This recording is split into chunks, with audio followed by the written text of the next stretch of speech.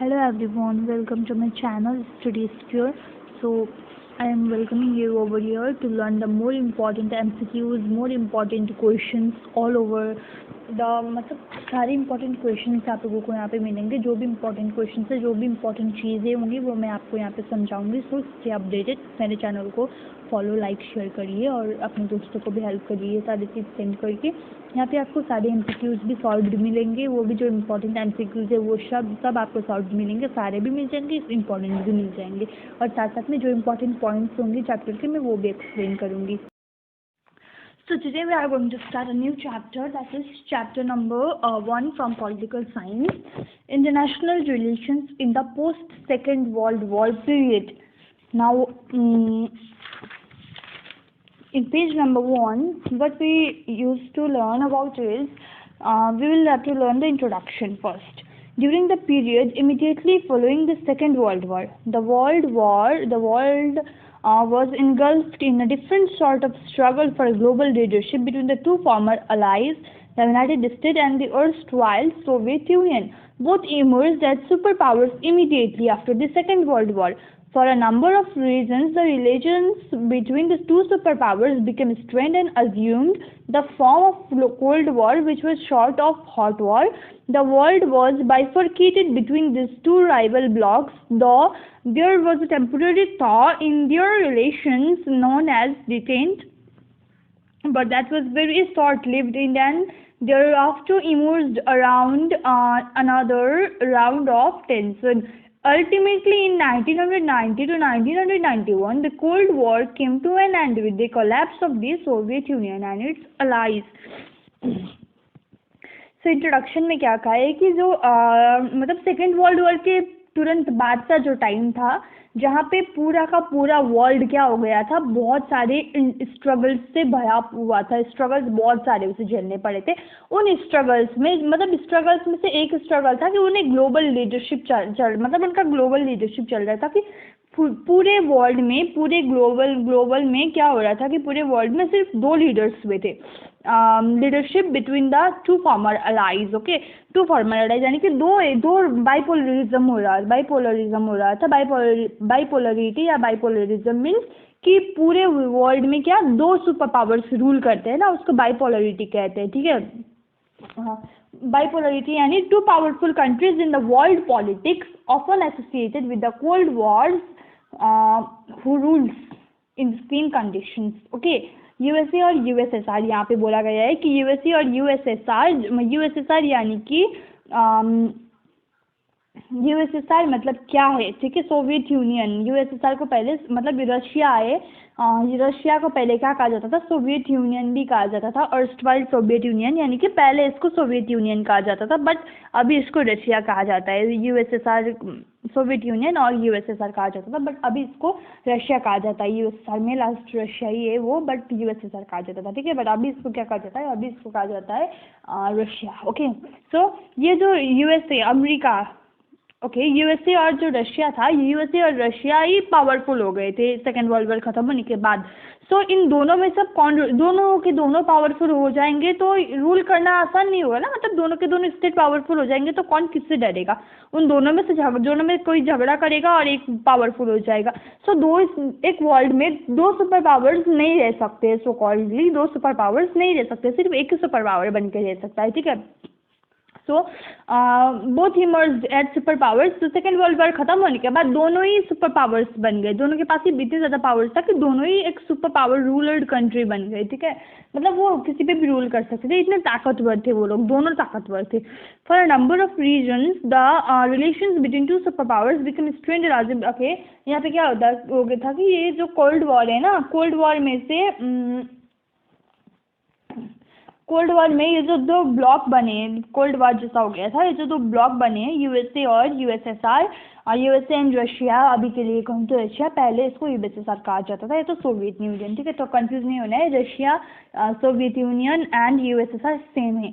सो ये जो Soviet union था, सोवियत यूनियन और यूएसए में क्या हो रहा था, ये दोनों एक सुपर पावर थे, सुपर पावर्स कंट्री थे. सो इन दोनों में जो मतलब इन दोनों को ब्लॉक के जैसे डिवाइड कर दिया गया था. तो ये जो ब्लॉक्स थे ना, इन दो ब्लॉक्स में क्या हो रहा था, आपकी पूरे वर्ल्ड में क्या कर रहा था कि यूएसए अब किसी कंट्री को, जैसे कि एग्जांपल के लिए यूएसए इंडिया को बोल रहा है कि ये रशिया का साथ मत दो, रशिया ऐसा है वो है, मतलब ऐसे इनडायरेक्टली जो वॉर हो रहा था ना कि रशिया के साथ मत जाओ तुम, रशिया ऐसा वो क्या मतलब बुरा होता है ना, जैसे अभी इंडिया पाकिस्तान का चलता है। इंडिया पाकिस्तान में क्या होता है कि पाकिस्तान इंडिया की बुराई करता है इनडायरेक्टली और इंडिया पाकिस्तान की बुराई करता है। तो वैसे ही अमेरिका और रशिया लग गई थी एक दूसरे के विरुद्ध लोगों को भड़काने के लिए, मतलब अपने साथ लाने के लिए, और वो जो दूसरा सुपर पावर बच गया उसको उसके विरुद्ध भड़काने के लिए, ठीक है।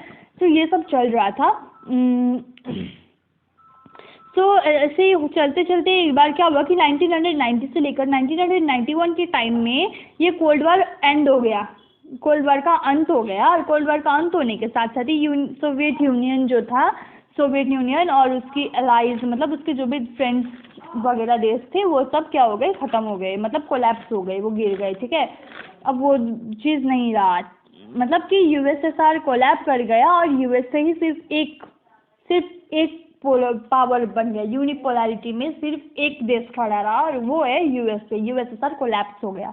अब मैं बाद में बताऊंगी कि यूएसएसआर कब कोलैप्स हुआ, कैसे हुआ, कोल्ड वॉर कब खत्म हुआ। पहले ही जान लेते हैं कि कोल्ड वॉर क्या है। कोल्ड वॉर ऐसी चीज़ है जहाँ पे ना ही कोई रियल वॉर होगा, ना ही कोई सिचुएशन ऑफ पीस होगा। कोल्ड वॉर एक ऐसा सिचुएशन है जहाँ पे ना ही कोई रियल वॉर होगा, हमला हथियार पकड़ के युद्ध नहीं होगा, बट ऐसी भी चीज़ है यहाँ पे जहाँ पे शांति ही नहीं होगी देश में। दो देश के बीच कोल्ड वॉर चल रहा है तो उस देश में ना ही शांति होगी ना ही युद्ध हो रहा होगा, ऐसा सिचुएशन है। यानी कि इनडायरेक्टली भड़काते हैं लोग, इंडिया में जैसे पाकिस्तान के विरुद्ध भड़काते हैं ऐसा कहा जाता है, बट एक्चुअली ऐसा नहीं भड़काया जाता है। जैसे पाकिस्तान में इंडिया के विरुद्ध बोलते हैं वैसे, ठीक है। मतलब कोई दो कंट्री में इंडिया और पाकिस्तान के बीच में चलता रहता है, तो ये नॉर्मली चलता रहता है। सो जैसे एक दूसरे के बीच विरुद्ध ये भड़काते हैं ना, वैसे ही जस्ट एग्जांपल के लिए दे रही हूँ। आई डोंट नो अब ये भड़काते हैं नहीं भड़काते, मेरे पास कोई भी सबूत नहीं, मैं नहीं बोल सकती, बस जस्ट फॉर एग्जांपल, क्योंकि हम लोग इंडिया में रहते हैं और इसलिए। What was I saying is cold war क्या है, कोल्ड वॉर ये है, कोल्ड वॉर क्या है, ठीक है। कंफ्यूजन होता है कि कोल्ड वॉर क्या है, बट कोल्ड वॉर बहुत एक आसान चीज़ है, इसको समझना बहुत आसान है। डायरेक्ट वॉर नहीं है कोल्ड वॉर, बट ऐसी सिचुएशन है जहाँ पे पीस भी नहीं हो सकता है, हमें मतलब शांति भी नहीं मिल सकती। एक दूसरे को जो भड़काते हैं ना लोग, एक दूसरे को भड़का कर एक दूसरे के बीच एक जो लड़ाई हथियार से नहीं बट मुंह से जो झगड़ा होता है ना, वैसा टाइप का ये कोल्ड वॉर, ठीक है। और it is as if an era of neither peace nor war, ठीक है। तो ये ऐसा एक सिचुएशन है, ऐसा एक एरा है जहाँ पे ना पीस है ना ही कोई वॉर है। It is in fact a fight between two super powers for establishing global hegemony, यानी कि ये ऐसा सिचुएशन है जहाँ पे दो सुपर पावर्स के बीच में एक फाइट होता है। क्या करने के लिए फाइट होता है, एक सिर्फ एक को मैं महान हूँ, मैं ही सिर्फ यहाँ पे रूल करूँगा, ये बताने के लिए ये फाइट होता है, ठीक है। सिर्फ मैं ही महान हूँ, सिर्फ मैं ही एक सुपर पावर्ड कंट्री हूँ, ये बताने के लिए ये रूल होता है। Florence Elliott and Michael Summerskill in a dictionary of politics defined cold war as. अब फ्लोरेंस एलियट और माइकल समरस्किल ने कोल्ड वॉर को अपने डिक्शनरी ऑफ पॉलिटिक्स नाम के एक बुक में कैसे डिस्क्राइब किया है, a state of tension between countries in which each side adopts policies designed to strengthen itself and weaken the other, line falling short of equal hot war। क्या कहा गया है कि ये उन्होंने कैसे डिफाइन किया है कि ये एक ऐसा स्टेट ऑफ टेंशन है, ऐसा टेंशन है जहाँ पे कंट्री जो है ना, वो दो कंट्री है ना, दो कंट्री के बीच में क्या चला रहता है कि मैं क्या हूँ, खुद को मैं ताकतवर बना रहा हूँ और दूसरे को मैं वीक कर रहा हूँ। ऐसे जो सिचुएशंस पैदा करते हैं जब वो लोग, तब उसे कोल्ड वॉर कहा जाता है। E. Hobsbawm in his book The Age of Extremes defined the Cold War as the constant confrontation of the two superpowers which emerged from the Second World War। जो सेकेंड वर्ल्ड वॉर से निकले दो super powers थे ना, उनके बीच में जो constant confrontation है उसको भी कोल्ड वॉर कहा गया है according to E. Hobsbawm। Okay, कौन से बुक में? The age of extremes book में। ध्यान देने वाली बात है कौन से बुक में किसने और कैसे डिफाइन किया है। Likewise, Calvocracy observes that the Cold War was not an episode like other wars, which had beginnings and ends, winners and losers. It signified a different state of affairs. Likewise, अब क्या कह रहा है कैल्वोकोडेसी ने क्या कहा है कि कैल्वोकोडेसी ने क्या कहा है कि कोल्ड वॉर कोई ऐसा एपिसोड नहीं है, दूसरे वॉर्स जैसे होते हैं वैसे वॉर्स का कोई एपिसोड नहीं है कोल्ड वॉर। इसमें ना ही कोई बिगिनिंग है, ना ही कोई एंडिंग है, ना ही कोई लूजर है, ना ही कोई विनर है। ये एक बहुत ही अलग टाइप का एक युद्ध है, ये वो बहुत ही मतलब डिफरेंट टाइप ऑफ अफेयर है ये, ठीक है। The term Cold War was first used by an American statesman Bernard Baruch in a speech to South Carolina legislature on 16 अप्रैल 1947। ये कोल्ड वॉर जो वर्ड है, ये कोल्ड वॉर वर्ड किसने use किया है फर्स्ट टाइम? जो अमेरिकन स्टेट्समैन थे Bernard Baruch, BERNARD Bernard Baruch जो थे, उन्होंने अपनी जो स्पीच थी साउथ कैरोलिना लेजिस्लेचर में 1947 का 16 अप्रैल में उनका जो स्पीच था वहाँ पे उन्होंने ये टर्म कोल्ड वॉर यूज किया था, ठीक है। अमेरिकन स्टेट्समैन थे वो।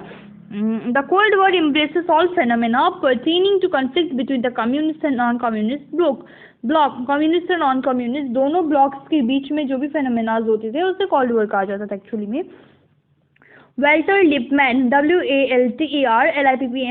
वेल्टर लिपमैन जो थे उन्होंने ये टर्म कोल्ड वॉर कॉइंड किया है to describe bitter rivalries and hostilities between the USA and USSR in the post-war era।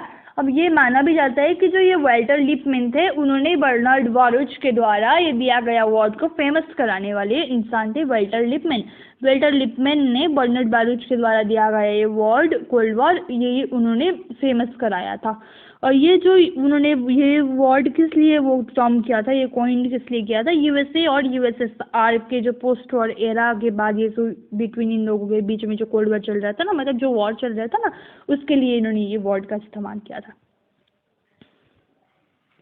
It may be defined as a state of intensive competition, political, economic and ideological, which yet falls below the threshold of armed conflict between states। R Barnett defined cold war as a hot और warm peace. R Barnett ने क्या किया? Cold war को एक hot या तो warm piece के रूप में डिस्क्राइब किया है। जॉन कैनेडी जो यूएसए के फॉर्मर प्रेसिडेंट थे, जॉन कैनेडी कौन थे? जॉन कैनेडी यूएसए के फॉर्मर प्रेसिडेंट थे। उन्होंने क्या किया? Refer to it as hard and bitter peace, जो कि बहुत ही मुसीबत भरा, मुश्किल और बहुत ही कड़वा शांति है ये, ऐसे उन्होंने उसको बोला था, ठीक है। प्रेसिडेंट ऑफ यूएसए के प्रेसिडेंट ने, जो कि जॉन कैनेडी थे। ऐसे ही बहुत सारे लोग ने अपने अपने हिसाब से बहुत सारे आइडियोलॉजीज दिए, बहुत सारी चीज़ें उन्होंने यहाँ पे डिस्क्राइब की। सो कोल्ड वॉर एक्चुअली क्या है वो मैंने बता दिया है। सो ये तो जिसने भी ये क्या कहा है, किसने क्या कहा है, वो सब हमें खुद करना पड़ेगा, क्योंकि बहुत सारे डेफिनेशंस मिलेंगे हमें यहाँ पे। नेक्स्ट है nature and characteristics. The characteristic feature of the Cold War may be discussed as under: first, the Cold War is an era of no war, no peace. This is a situation of war without actual war। जैसे कि मैंने कहा कि cold war एक ऐसा situation है जहाँ कोई वॉर भी नहीं होगा, कोई शांति भी नहीं होगी। ये ऐसा सिचुएशन है जहाँ पे कोई एक्चुअल वॉर होगा ही नहीं। Secondly, the Cold War denotes an unprecedented tension between the USA and USSR during the post-Second World War period. The people all over the world is in a constant state of fear that another world war may occur at any time. Hence, it is also called the War of Nerves. So, secondly, क्या है कि cold war क्या denote करता है? USA और USSR के बीच में जो अनप्रेसिडेंटेड टेंशन चल रहा है सेकेंड वर्ल्ड वॉर के खत्म होने के बाद से, उसको डिनोट करता है कोल्ड वॉर, ठीक है।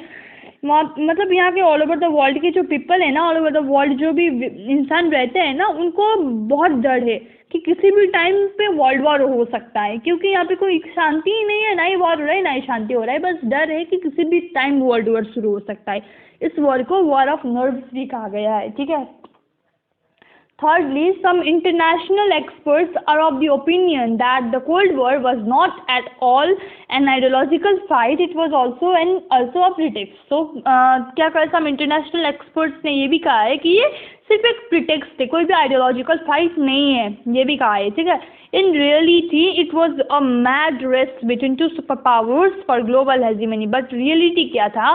रियलिटी ये था कि ये पागलों की तरह एक युद्ध, पागलों की तरह एक चैलेंज, पागलों की तरह एक मतलब क्या है, खुद दो सुपर पावर्स थे ना, बट ये दो सुपर पावर्स में से पागलों की तरह ये लोग था कि ये पागलों की तरह एक युद्ध, पागलों की तरह एक चैलेंज, पागलों की तरह एक मतलब क्या है, खुद दो सुपर पावर्स थे ना, बट ये दो सुपर पावर्स में से पागलों की तरह ये लोग क्या कर रहे थे? ग्लोबल हेजीमनी यानी कि ग्लोबल पावर पाने के लिए ये लोग क्या कर रहे थे? लड़ रहे थे, पागल थे ये लोग उस चीज़ को पाने के लिए। Fourthly, amidst extreme tension and antagonism between them, both the power blocks were very much conscious about their national interests. ये लोग क्या थे, मतलब ये जो इतने सारे टेंशन्स के बाद भी इन लोगों के बीच में क्या थे? जो सुपर पावर ब्लॉक्स जो थे ये बहुत ही कॉन्शियस थे अपने नेशनल इंटरेस्ट के बारे में। ये लोग बहुत ही कॉन्शियस थे, ये लोग मतलब लापरवाही नहीं कर रहे थे, बहुत ही ज़्यादा कॉन्शियस थे अपने नेशनल इंटरेस्ट को लेकर, ठीक है। Fifthly, the opinion of Eric Hobsbawm, जिसका मैंने ओपिनियन अभी बताया था कोल्ड वॉर को लेके। In spite of acute tension during the cold war, there was no possibility for the emergence of another world war. जो कोल्ड वॉर चल रहा है उसका जो टेंशन है ना, वो टेंशन के होते हुए भी दूसरा वर्ल्ड वॉर होगा बोल के इसकी कोई भी जल्दी नहीं थी, पॉसिबिलिटी नहीं थी इसकी कोई भी जल्दी, मतलब कोई भी फिलहाल कोई भी पॉसिबिलिटी नहीं थी कि कोई दूसरा कोल्ड वॉर हो जाए। क्योंकि there was a balance of power among the super powers, क्योंकि जो सुपर पावर्स थे, दो सुपर पावर्स थे, उनके बीच में बैलेंस था। अभी युद्ध हुआ है ना, अभी world war, second world war खत्म हुआ है, तो उन्हें पता है कि वॉर करने से क्या होगा, मेरे को भी नुकसानी होगी, उसको भी नुकसानी होगी, मतलब पता रहता है ना कि एक बार युद्ध हो जाए तो बहुत सारी हानि होती है, तो उससे पता चल जाता है, इसलिए वो लोग वॉर तो नहीं करेंगे, ऐसा लग रहा था उनको। There was a mutual tacit understanding among both the blocs that the countries captured by the Red Army shall remain under the control of the Soviet Union, and the USA would establish its hegemony over the newly independent underdeveloped country. तो यहाँ पे क्या हुआ था कि यहाँ पे एक अंडरस्टैंडिंग हुआ था ये दोनों ब्लॉक्स के बीच में कि जो रेड आर्मी के द्वारा कैप्चर्ड की गई कंट्रीज थी, उनके अंदर यूएसएसआर यानी कि सोवियत यूनियन रूल करेगा, और यूएसए अपनी यूएसए क्या करेगा, जो भी newly independent under developed countries है, जो अभी स्वतंत्र हुई है वर्ल्ड वॉर के बाद, जो कंट्रीज अभी स्वतंत्र हुई है, उन पे जाके अपनी क्या करेगा, अपने पावर दिखाएगा, वो रूल करेगा जाके। सेकेंड वर्ल्ड वॉर की कॉजेस क्या थे? The cold war remains a matter of the long standing historical dispute. ये बहुत ही ज़्यादा हिस्टोरिकल एक वॉर था जो अभी तक याद रखा गया है, ठीक है, भूला नहीं गया है, इस चीज़ को अभी तक याद रखते हैं हम लोग। Different thinkers have pointed out different causes of the cold war. बहुत सारे थिंकर्स ने कोल्ड वॉर के बहुत सारे कॉजेस को पॉइंट किया है कि इसका कॉज ये हुआ वो हुआ टाइप, ठीक है। Various opinions regarding the origin of the cold war may be interpreted by dividing them into 3 broad categories. 3 categories में ये कोल्ड वॉर को डिवाइड किया गया है। एक है ऑर्थोडॉक्स स्कूल, दूसरा है रिविजनिस्ट स्कूल, एंड तीसरा है पोस्ट रिविजनिस्ट स्कूल। तो इस स्कूल के बारे में causes of the world war है, but let's go to another reasons, ठीक है। क्योंकि ऑर्थोडॉक्स स्कूल में क्या हुआ था, ऑर्थोडॉक्स स्कूल में जो भी कोल्ड वॉर के थिंकर्स थे, वो बोल्शेविक रिवोल्यूशन ऑफ 1914 में इनको एक क्या मिला, seeds of the cold war मिला, ठीक है। फ्रेडरिक एल स्क्यूमैन इन जो कि जो यहाँ पे जो क्या है कि बहुत सारे राइटर्स लोग ने बहुत सारे कुछ लिखा है, ठीक है। वो कब लिखा है राइटर्स ने, कितने टाइम लिखा है, वो अब इतने सारे राइटर्स हैं तो इतने सारे तो हम लोग याद नहीं कर सकते, बट ये जो फ्रेडरिक एल स्क्यूमैन है, और उधर रिविजनिस्ट स्कूल में गैब्रियल कोल्को, वेल्टर लेफ्बियर, विलियम एप्पलमैन, ये 3, और पोस्ट रिविजनिस्ट में जॉन लुइस गैडिस, ये 3 बहुत अच्छे से ये एक बहुत अच्छे से याद रखना है। ये जो 5 नाम मैंने बोले ये बहुत इंपॉर्टेंट है। दूसरा है अदर रीजन्स में, ये जो प्रोफेसर गौतम बासु है, प्रोफेसर गौतम बासु के बारे में याद रखना है, ठीक है, उन्होंने क्या किया था वो याद रखना है।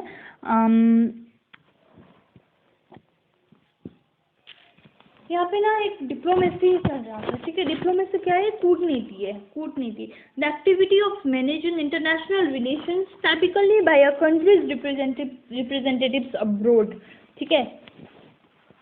अब दूसरा है प्रोपागेंडा। प्रोपागेंडा चल रहा था ना कोल्ड वॉर में, क्या क्या चल रहा था, ठीक है।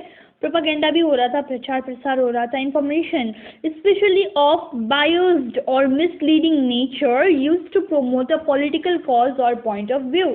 डिप्लोमेसी क्या है, प्रोपागेंडा क्या है, बाइपोलरिटी, यूनिपोलरिटी, मल्टीपोलरिटी, ये सब क्या है, लिख के रखना है। डिप्लोमेसी को कूटनीति कहा जाता है। Diplomacy, what is diplomacy? Diplomacy, okay, what is diplomacy?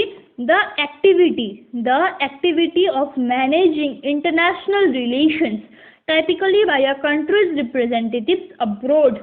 The activity of managing international relations typically by a country's representatives abroad.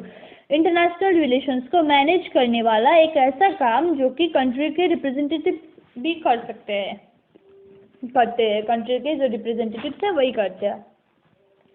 Propaganda, propaganda का मतलब प्रचार करना होता है, ठीक है। What is propaganda? Information. Propaganda एक ऐसा इंफॉर्मेशन है जो कि मतलब मिसलीडिंग नेचर, मतलब एक बहुत ही बुरा इंफॉर्मेशन है, ऐसा कहा जाता है, जो कि पॉलिटिकल कॉज को प्रमोट करने के लिए होता है, या पॉइंट ऑफ व्यू, किसी के पॉइंट ऑफ व्यू को चेंज कर भी सकते हैं हम प्रोपागेंडाज यूज करके। What is propaganda? Information specially, information ESPECIALLY specially of a biased or misleading nature or that is USA and USSR, ठीक है। Unipolarity, one single powerful country. Unipolarity means one single powerful country. Multipolarity, distribution of power in which more than two states have similar amounts of power. Distribution of power, power का ऐसा distribution जहाँ पे more than दो countries, दो states से ज़्यादा countries के पास similar amount of power, बराबर पावर हो। दो कंट्रीज से ज़्यादा कंट्रीज के पास अगर बराबर पावर हो तो उसे मल्टीपोलरिटी कहा जाता है। एंड पॉलिटिकल साइंस में कंट्री को कंट्री नहीं कहा जाता है, कंट्री को स्टेट कहा जाता है।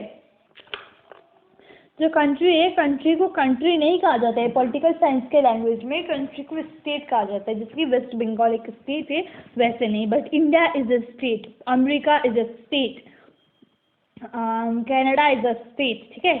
पॉलिटिकल साइंस में स्टेट कहा जाता है इन सब चीज़ों को। अब नॉन अलाइंड मूवमेंट भी आएगा हमारा आगे। वो नॉन अलाइंड मूवमेंट क्या है? For MCQs it's important. Non aligned movement क्या होता है? Forum of 120 countries that are not formally aligned with or against any major power bloc. Non aligned movement क्या है? जैसे कि example, India follows this movement to become safe from bipolar world politics. अब देखो, एक तरफ है यूएसए, एक तरफ है यूएसएसआर, ठीक है। किसी की भी और जाओ, अपनी हानि पक्की है। युद्ध तो होगा, युद्ध होगा तो किसी एक कंट्री की ओर में गई तो मुझे तो लड़ना ही पड़ेगा ना, उस कंट्री के अंडर में रहूंगी।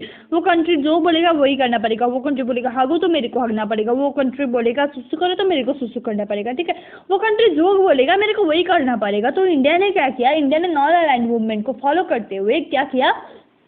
इस नॉन अलाइंड मूवमेंट 120 कंट्री में साइंड हुआ है, जो कि फॉर्मली क्या है कि कोई भी सुपर पावर के वो में नहीं गए, किसी भी दो कंट्रीज थे उनके साथ नहीं जुड़े हैं, ठीक है। So India non aligned movement follow करता है ताकि ये जो बाइपोलर वर्ल्ड पॉलिटिक्स है ना उससे सेफ हो सके। ना इधर जाऊंगा ना इधर जाऊंगा, बीच से निकल जाऊंगा, ऐसा सोचता है इंडिया। तो इसलिए वो बच जाता है, ठीक है। ना इधर पे जाऊंगा ना उधर पे जाऊंगा, बीच से जाऊंगा ना बच जाऊंगा। ये इंडिया का फॉलोइंग रूल, इसको नॉन अलाइंड मूवमेंट कहा जाता है। अब यहाँ पे कुछ इंपॉर्टेंट एमसीक्यू क्वेश्चंस है जो कि एमसीक्यू के लिए बहुत ही ज़्यादा इंपॉर्टेंट है। नॉन अलाइंड मूवमेंट हमारा मिलेगा हमको पेज नंबर 7 में। Non aligned movement AIIMS and principles है इसके। तो इतना मतलब वो में जाएंगे तो कंप्लीट नहीं हो पाएगा, इसलिए थोड़ा थोड़ा करके एमसीक्यू क्वेश्चन सॉल्व करना होगा। Question number 1. The term Cold War was first used by Bernard Baruch. In next video, we all will discuss all these MCQs, like the term Cold War was first used by whom, Soviet Union was collapsed in which year, some more important MCQs we will discuss, but not now, in the next video. So be updated. Thank you.